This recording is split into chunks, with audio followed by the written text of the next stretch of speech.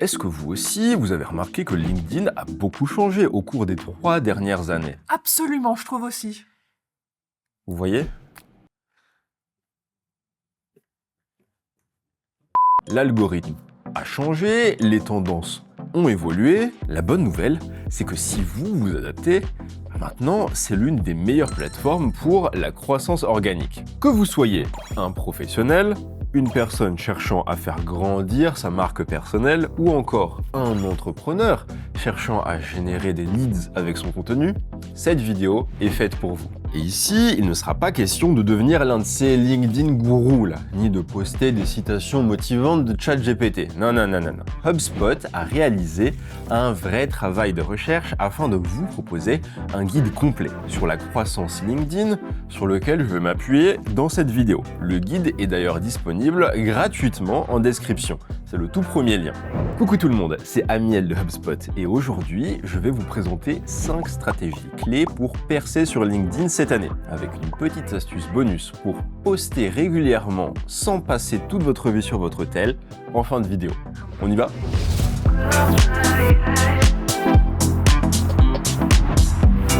Si vous ne faites pas encore de vidéo sur LinkedIn, ça ne serait pas une mauvaise idée de vous y mettre maintenant. Et en ce moment, ce que l'algorithme préfère, ce sont les vidéos natives, celles postées directement sur LinkedIn. Les utilisateurs sont d'ailleurs 20 fois plus susceptibles de repartager une vidéo par rapport à un simple post écrit. Pourquoi, me direz-vous? Parce que la vidéo, ça crée de la confiance, instantanément. Amiel, tu pourrais faire attention au porte-monnaie, s'il te plaît? Mon code PIN, c'est... Merci. La vidéo crée de la confiance.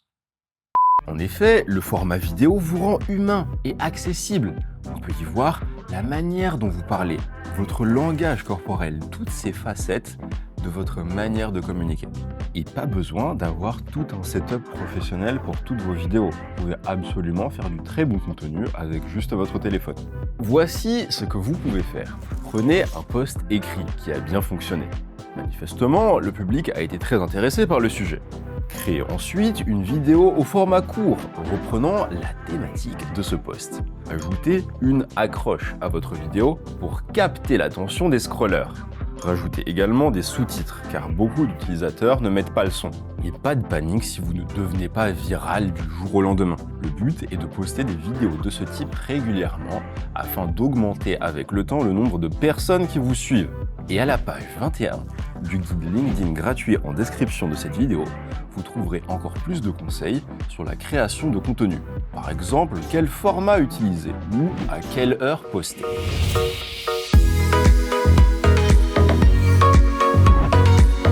Je vais vous dire un secret. Venez plus près. Optimisez votre profil LinkedIn. C'est très important. Vous pouvez faire les meilleurs posts possibles, vous partez avec un désavantage massif en termes de performance si votre profil n'est pas optimisé. Et si vous suivez cette chaîne depuis un moment, vous avez probablement dû voir passer cette vidéo dans laquelle je vous dis tout en détail sur le sujet.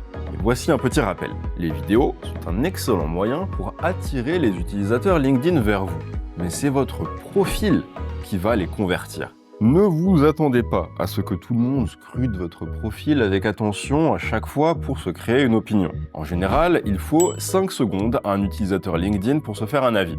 Si votre titre est flou ou que votre section info n'est pas bien organisée, les visiteurs ne vont pas rester sur votre profil. En fait, voyez votre profil comme une sorte de page d'accueil. Pour le titre, soyez aussi clair que possible. Dans l'idéal, tout le monde devrait immédiatement comprendre ce que vous faites rien qu'en lisant votre titre LinkedIn.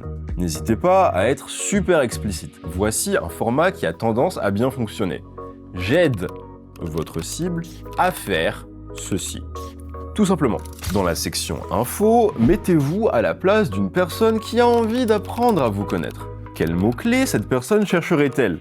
Quelles questions cette personne se poserait-elle? Écrivez chaque ligne de votre section info avec cette personne en tête. Parlons ensuite de la section sélection.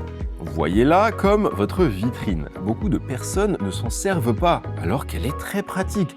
Vous pouvez y mettre en avant l'une de vos créations, afin d'attirer l'attention sur votre expertise. Je vous recommande d'y épingler un guide gratuit que vous avez conçu, une vidéo phare, ou un post qui a généré beaucoup de débats. Cette section est capable de transformer un simple visiteur en abonné.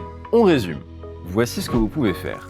Soignez votre titre de manière à ce que l'on comprenne tout de suite ce que vous faites.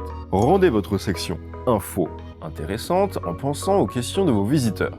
Utilisez la section sélection pour mettre en avant un projet dont vous êtes fier.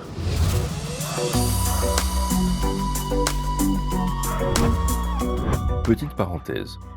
Beaucoup d'utilisateurs LinkedIn se demandent « Est-ce qu'il faut que je poste sur mon profil perso ou sur ma page entreprise ?» Ma réponse, commencez par votre profil personnel. De manière générale, les humains font confiance à d'autres humains, pas à des logos.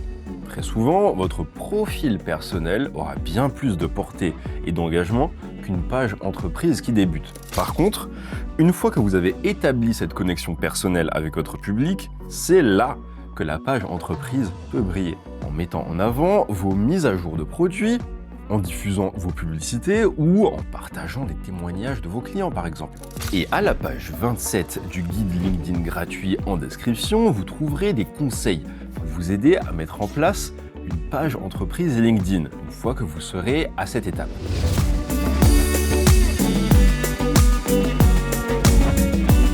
Poster, c'est très bien.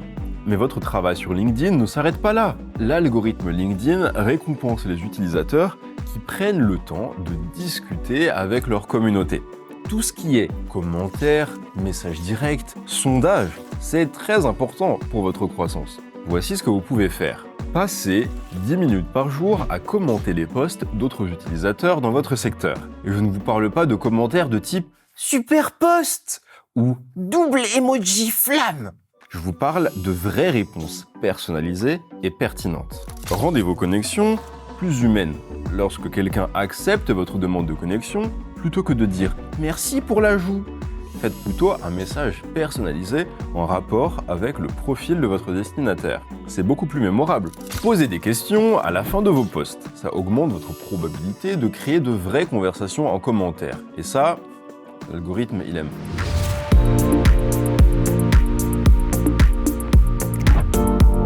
Si votre contenu n'est pas éducatif, divertissant ou inspirant, il y a de fortes chances qu'il passe à la trappe.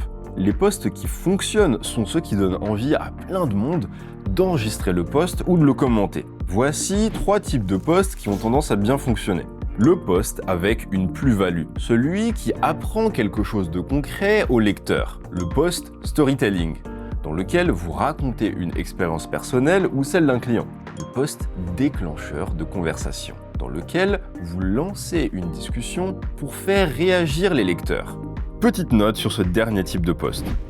Vous avez forcément vu ces posts un peu rage bait sur LinkedIn dans lesquels l'auteur prend une position défiant les meilleurs experts dans le domaine, juste pour se donner un air confiant tout en créant plein de commentaires sous le post, généralement très polarisant. Ne faites pas ça.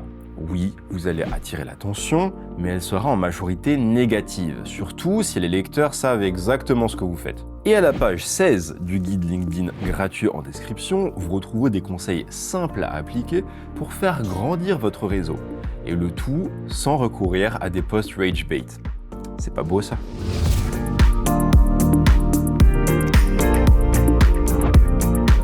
Il est essentiel de mesurer votre performance afin que vous puissiez voir si vous êtes sur la bonne voie. Mais dans ce cas, il faut faire attention de mesurer les bons indicateurs. Les likes, c'est très bien. Moi aussi, je suis content quand j'en reçois. Mais ce n'est pas suffisant pour mesurer votre croissance. Regardez plutôt les enregistrements, les visites de profil, les messages privés. Voici ce que vous pouvez faire pour progresser.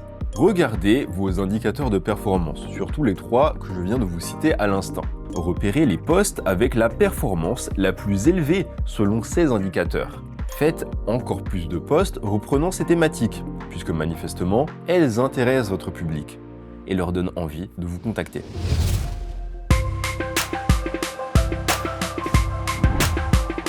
Pour faire grandir votre réseau LinkedIn sans y passer vos nuits, voici un plan simple à appliquer. La méthode des 3 C. Le premier C, c'est le contenu. Prévoyez chaque semaine un bloc de 2 heures pour créer d'un seul coup tous les posts de la semaine. qu'il s'agisse de préparer des posts écrits ou d'enregistrer des vidéos. Le deuxième C, c'est la conversation. Chaque jour, prenez 10 à 15 minutes pour discuter avec votre communauté, que ce soit dans les sections commentaires ou en message privé. Et le troisième C, c'est la conversion. Mettez régulièrement à jour votre section sélection avec vos meilleures offres ou contenus afin de générer des leads. Appliquez ensuite ce plan chaque semaine de manière rigoureuse et regardez votre réseau LinkedIn s'agrandir progressivement. N'oubliez pas de télécharger le guide LinkedIn gratuit en description de cette vidéo. Vous y retrouverez des astuces faciles à appliquer pour atteindre vos objectifs sur la plateforme, que ce soit avec votre compte personnel ou avec un compte entreprise. Et comme d'habitude, si vous avez aimé cette vidéo, n'oubliez pas de nous laisser un like, de vous abonner et de cliquer sur la cloche pour ne rien rater de notre prochain contenu. C'était Amiel de HubSpot. Salut tout le monde. Amiel, tu sais que tu parlais de messages, comment envoyer des demandes de contact. Oui, c'est vrai. T'as pas accepté la mienne parce que t'as pas aimé le message? Je devais être occupé. C'était il y a 4 mois. Je devais être très occupé.